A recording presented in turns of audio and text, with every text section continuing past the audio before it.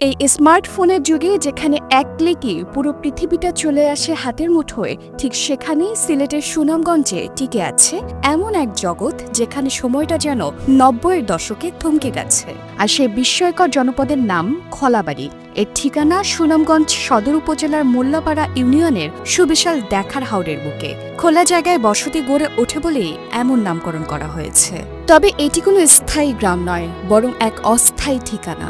প্রতি বছর শুষ্ক মৌসুমে যখন হাওরের পানি নেমে গিয়ে দিগন্তজোড়া ভূমি জেগে ওঠে, তখন প্রায় ৩০টির মতো পরিবার এখানে এসে ঘর বাঁধে। তারা ইট সিমেন্টের ধার ধারেন না, হাওরের মাটি, খড় আর বাঁশ দিয়ে গড়ে তোলেন নিজেদের ভালোবাসার আশ্রয়।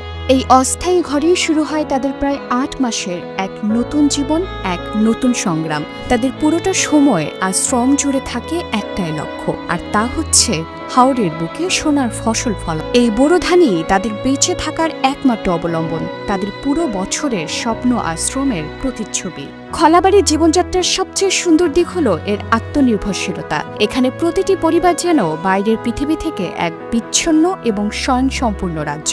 ভোরের আলো ফোটার সাথে সাথে পুরুষেরা নেমে পড়েন হাওরের বিস্তীর্ণ মাঠে। তাদের হাতে থাকে লাঙল আর কাস্তে। দিনভর চলে ধান রোপণ, নিড়ানি দেওয়া আর ফসল পরিচর্যার অক্লান্ত পরিশ্রম। সন্ধ্যা নামে তাদের ঘামে ভেজা শরীরে, কিন্তু মুখে থাকে ফসল ফলানোর তৃপ্তি। অন্যদিকে নারীরা এই রাজ্যের নিপুণ কারিগর। ঘর সামলানোর পাশাপাশি তাদের বানানো এক টুকরো সবজি বাগানই হয়ে ওঠে পুরো পরিবারের পুষ্টির উৎস।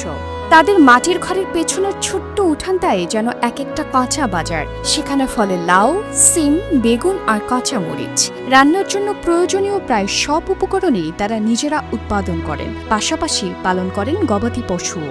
চাল থেকে শুরু করে তরকারি প্রায় সবকিছুই আসে নিজেদের পরিশ্রম থেকে। তাই বাজারের উপর তাদের নির্ভরতা প্রায় শূন্যের কোঠায়। কেবল তেল, লবণ বা সাবানের মতো কয়েকটি জিনিসের জন্যই হয়তো তাদের বাজারের কথা ভাবতে হয়। এভাবেই আধুনিক পৃথিবী থেকে যোজন যোজন দূরে খলাবাড়ির মানুষগুলো নিজেদের শ্রমে গড়ে তুলেছে এক স্বয়ংসম্পূর্ণ ও শান্তিময় জীবন। এখানকার বাসিন্দাদের মতে শহরের পাকা বাড়ির চেয়ে বাঁশের তৈরি এই ঘর অনেক বেশি শান্তির। তারা জানান, সোনার ঘর বাঁধলেও বাঁশের ঘরের মতো শীতল আরাম আর কোথাও মেলে না। যদিও ঝড় বা তুফান এলে প্রকৃতির কঠিন রূপও তাদের মোকাবেলা করতে হয়, তখন ভয় লাগে ঠিকই, তবে হাওরের এই জীবন ছেড়ে তারা যেতে পারেন না। একইভাবে গ্রামের নারীরাও তাদের এই বিচ্ছিন্ন জীবনকে মানিয়ে নিয়েছেন দারুণভাবে। রাস্তাঘাট না থাকায় বাজারে যাওয়ার অসুবিধা তাদের দমাতে পারেনি। তারা ঘরের পিছনের এক টুকরো জমিকে বানিয়ে নিয়েছেন নিজেদের বাজার। সেখানে ফলন ও সবজি দিয়ে তাদের প্রতিদিনের আহারের সংস্থান হয়। এই খলাবাড়ির ঐতিহ্য প্রায় ৬০ বছরের পুরানো। চেয়ারম্যানের ভাষ্যমতে বহু বছর ধরেই কৃষকেরা এখানে অস্থায়ী বসতি গড়ে আসছেন। তবে রাস্তাঘাট না থাকায় ফসল ঘরে তোলা তাদের জন্য এক বিরাট সংগ্রামের কাজ। এই কষ্ট আর প্রকৃতির সাথে লড়াইকে সঙ্গী করেই তারা টিকে আছেন।